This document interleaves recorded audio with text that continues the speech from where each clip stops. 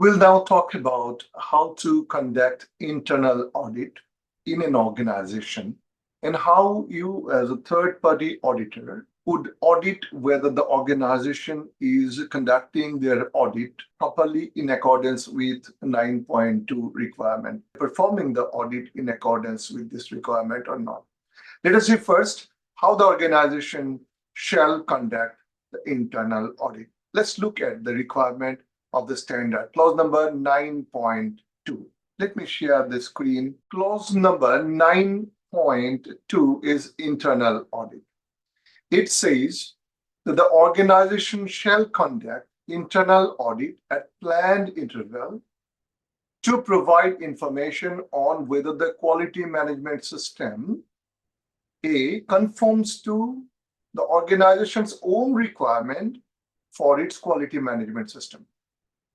And number two is the requirement of this international standard. First of all, whether the standard is implemented, whether the organization is conducting internal audit. What is the planned interval? The standard requires the audit to be conducted at a planned interval, not in a fixed interval, and it is left to the organization as to at what frequency, at what interval they are required to do the internal audit. Now, the whole idea is that the management system, quality management system, conforms to the organization's own requirement. Organization decides to do certain things, which is not a requirement of the standard. For example, ISO standard clause number 9.2 itself requires the internal audit to be conducted at a planned interval. The organization may say that we will do 3 internal audit, critical process 3 times a year, less critical twice, and normal elements with less criticality once a year. So the categorization is critical processes thrice in a year, normally critical processes twice a year, and less critical processes once a year. That's the organization's own requirement. That's not a requirement of the standard. So organization has to perform audit in accordance with these frequencies that are decided by the organization. And also the requirement of this international standard. This international standard requires certain things. So all those requirements are also to be complied with, or there must be evidence that those requirements are fulfilled. These are the intent. And 9.2.2, the standard requires the organization shall plan, establish means thinking process, plan, establish, implement, maintain an audit program or programs. Now, what is an audit program? Audit program is number of audits to be conducted over a period of time for a specific purpose and objective.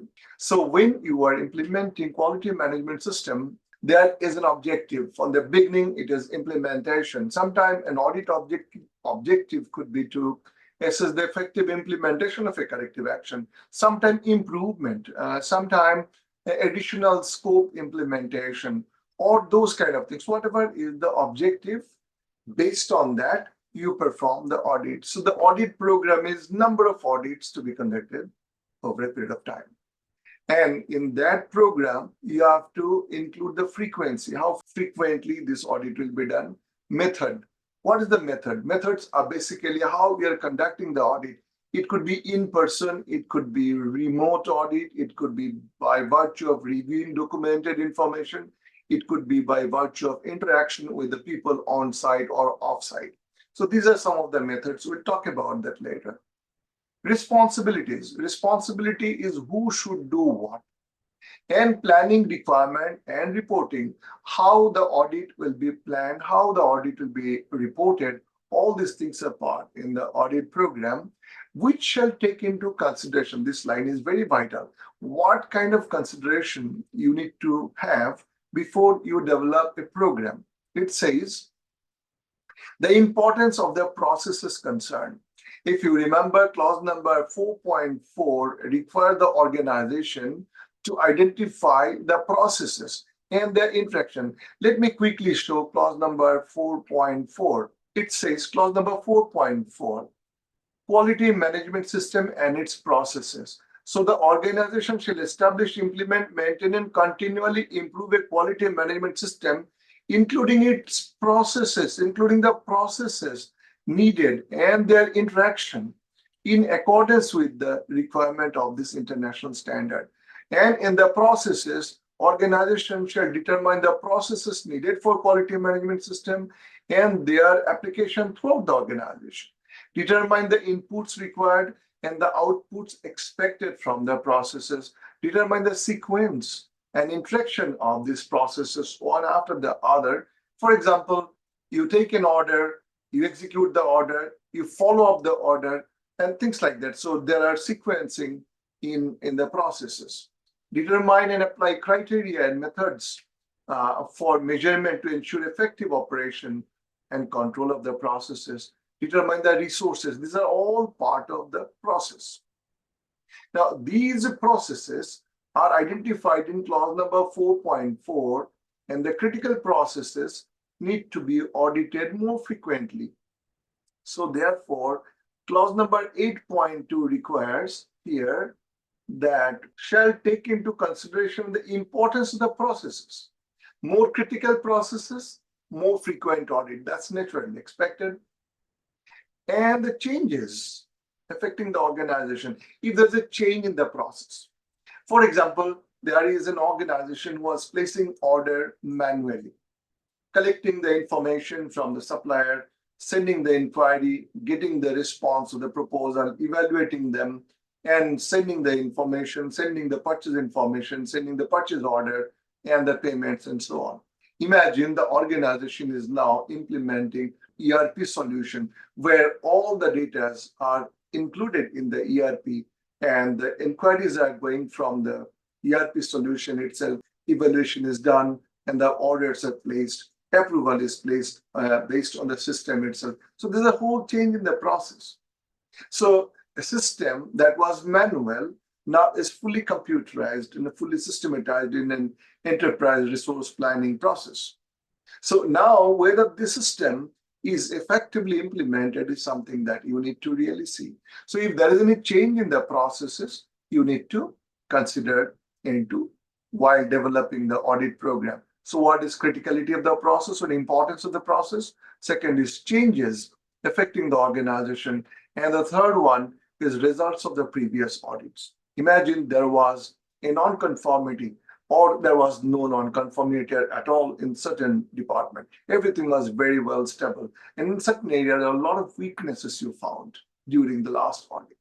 Naturally, those are the areas, a lot of corrective actions were taken.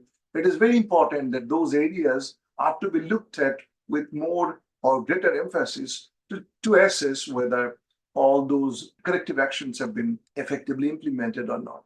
So while developing the program, which is number of audits over a period of time for a specific purpose, would be governed by three considerations: importance of the process is concerned, the changes in the system, if there is any changes made in the system, and the third is the results of previous audits. Now, the audit program also shall define the audit criteria and scope for each audit. Each audit is defined. Each audit has to have a scope. Each audit has to have a criteria. Criteria means the requirement against which the audits are done. And the select auditors and conduct audits to ensure objectivity and impartiality of the audit process. The whole idea is audit has to be independent. The definition of audit itself is independent. It's an independent process. But sometimes for certain organization, very small organization, it may be quite difficult to ensure 100%, I would say, independence of the auditor from the process being audited. So what is important, the greater emphasis of the standard is be objective. Look at what is the objective of the audit. Do we have sufficient evidence that the process is effectively implemented and the results are being produced by the system? So objectivity is very vital here, and impartiality. And what is most important is that impartiality is ensured. It is ideal that an auditor does not audit their own work. In ISO 9001, earlier version, it was clearly specified that the auditor shall not audit their own work. In the new standard, this is not a requirement. However, it is expected that as far as practicable, auditors do not audit their own work, and by doing so, ensure independence and objectivity of the audit process. Ensure the results of the audits are reported to the relevant management.